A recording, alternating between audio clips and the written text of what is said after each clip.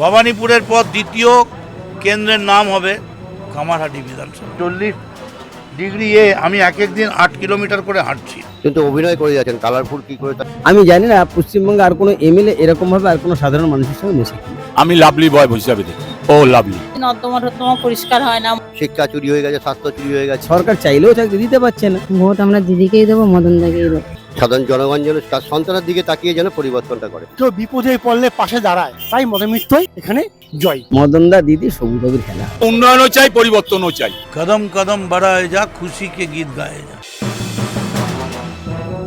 1855 সালে রানী রাসমণির হাত ধরে গঙ্গার এই তীরে প্রতিষ্ঠা হয়েছিল এই দক্ষিণেশ্বর মন্দির। শ্রী রামকৃষ্ণ পরমহংসদেবের পদধূলি ধন্য পুণ্যভূমি হচ্ছে এই দক্ষিণেশ্বর। শুধু কামারহাটি নয়, গোটা বিশ্বের কাছে একটা আধ্যাত্মিক চেতনার কেন্দ্র। এত বেশি সমর্থন পাচ্ছি যে যত অসুখই আসছে সব অসুখগুলো সেরে যাচ্ছে। 40°A আমি এক দিন 8 কিলোমিটার করে হাঁটছি। জনপ্রিয় বলে একটা চানাচুরো আছে, সে যদি ইলেকশনে দাঁড়িয়ে যায় কি হবে? জেতার বিষয়ে কতটা আশাবাদী? 5000%। কদম কদম बढ़ाए जा खुशी के गीत गाए जा। ঢেলে সাজাবো কামারহাটিকে। ভবানীপুরের পর দ্বিতীয় কেন্দ্রের নাম হবে কামারহাটি বিধানসভা। ইতিহাসের সেই গাম্ভীর্য মেখেই কামারহাটির অন্দরে অন্দরে বিভিন্ন গলিতে গলিতে আজ চড়ছে অন্য সুর। একদিকে যেমন এই মন্দিরের ঘণ্টা, তেমনি অন্যদিকে ভোটের দামামা কিন্তু বেজে গিয়েছে।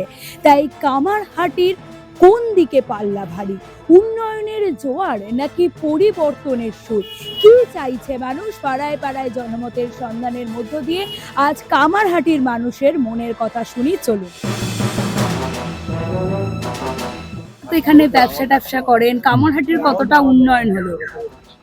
উন্নয়ন দেখেন, আমাদের রাস্তাঘাট আরো খারাপ ছিল, এখন অনেকটা উন্নয়ন, অনেক হেল্প করে। আমাদের কোনো অসুবিধা হলে উনি ওনার কাছে ছুটে গেলে আমরা হসপিটাল থেকে চিঠি লিখে দেয়, আমরা ফ্রি পাই। দাদা যেটুকু না আমাদের করে খাওয়ার জায়গা দিয়েছে, আমাদের চলে যায় সংসার। আজ পর্যন্ত কোনো কিছু দেখতে পাইনি উন্নয়ন কাকে বলে।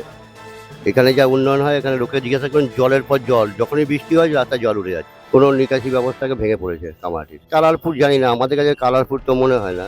বিধায়কের যে কাজটা, আর কালারফুলটা হলে তারা অভিনয় করতে হয় তাকে, কিন্তু অভিনয় করে যাচ্ছেন। কালারফুল কি করে? কালারফুল তো মানুষ তো অভিনয় থাকে। শিক্ষা চুরি হয়ে গেছে, স্বাস্থ্য চুরি হয়ে গেছে, বাইরে গেলে আমাদের ছিচি করে।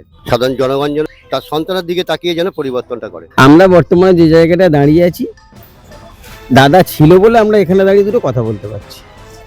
এর আগে এই জায়গাটা ডাস্টবিন ছিল, মানুষ এই জায়গাটা থেকে ঘেন্না করতো, আসতো না। দাদা এখানে জেটি ঘাটটা দাদার তৈরি করে দেওয়ার পরে এই জায়গাটা মানুষ আসে, পাড়ার মানুষজন সবাই ব্যবসা করে খায়। দাদা আমাদের কাছে ভগবান। এত ভালো মানুষ আমরা আমাদের এমএলএ কে এরকম ভাবে পাই। আমি জানি না পশ্চিমবঙ্গে আর কোনো এমএলএ এরকম ভাবে আর কোনো সাধারণ মানুষের সঙ্গে মেশে কিনা। চাকরি তো খুবই ভালো জিনিস, কিন্তু চাকরি করতে গেলেই তো কেস করে রেখে দিচ্ছে বিরোধীরা। আমরা কোথায় চাকরি করবো? সরকার চাইলেও চাকরি দিতে পারছেন। মদনদা দিদি সবুজের খেলা। উন্নয়ন তো এখন দেখা যাচ্ছে, আগে তো এত উন্নয়ন ছিল না, মোটামুটি উন্নয়ন হয়েছে। আমিও উন্নয়নও চাই, পরিবর্তনও চাই। আমি লাভলি বয় হিসাবে দেখি। ও লাভলি। এই তো রাস্তাঘাটের অবস্থা, এই নর্দমা পরিষ্কার হয় না, ময়লা ফয়লা কিছু তোলা হয় না। আর কি বলবো, আমার ঘরের মেয়ে আছে গ্র্যাজুয়েশন কমপ্লিট করা, কোনো কর্মসংস্থান নেই। মোটামুটি আমাদের এদিকে এলাকা ভালো, কি খারাপ না, কোনো অসুবিধা নেই। মহিলারা নিশ্চিন্তে বাড়ি ঘরে রাস্তাঘাটে যাতায়াত করতে পারে। আমাদের সমাজের লোক কেউ বিপদে পড়লে পাশে দাঁড়ায়। কোনো লোক অসুস্থ হলে তার জন্য হসপিটাল আগে ফ্রি করে দেয়। যে কোনো লোকে বিপদে পড়লে ওনার কাছে গেলে কোনো পার্টি দেখে না, সাহায্য করে। তাই মদমিত্রই এখানে জয়। উন্নয়ন ভালো হয়েছে, এই যে ক্যামেরা লাগাচ্ছে, তারপরে এই যে নিকাশি ব্যবস্থা করেছে, রাস্তাঘাট করছে, সবই তো করছে। সকালে জল জমে, এটা তো আগা করা জমি এসছে, আসছে, এটা নতুন তো নয়, কম, এখন কম, আরও উন্নতি ভালো।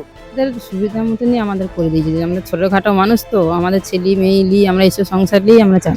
মনের কাছে আমরা জেলে না, আমাদের সব আমাদের ঘোরায় না। আমাদের যেমন আমরা বস্তি থাকি, আমাদের সেরকমই মদনদা আমাদের হেল্প করে। ভোট আমরা দিদিকেই দেবো, মদন দাকেই দেবো। অন্ততপক্ষে প্রায় বড় বড় 4টি নির্বাচন বৈতরণী পার হয়েছে দক্ষিণেশ্বরের এই রানী রাসমণি স্কাইওয়াক উদ্বোধনের পর।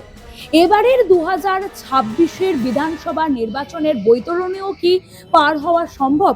উন্নয়নের এই সব থেকে বড় প্রতীক রানী রাসমণি দক্ষিণেশ্বরের স্কাইওয়াকের হাত ধরে সেই প্রশ্নের উত্তর দেবে সময়, এবং আগামী 4 মে সেই প্রশ্নের উত্তর আসবে। সব থেকে বড় কথা, আবারও ফের মদন মিত্র এই জায়গা থেকে তিনি নির্বাচিত হন কিনা এবং নির্বাচনের বৈতরণী পার করেন কিনা সেটাই এখন দেখার।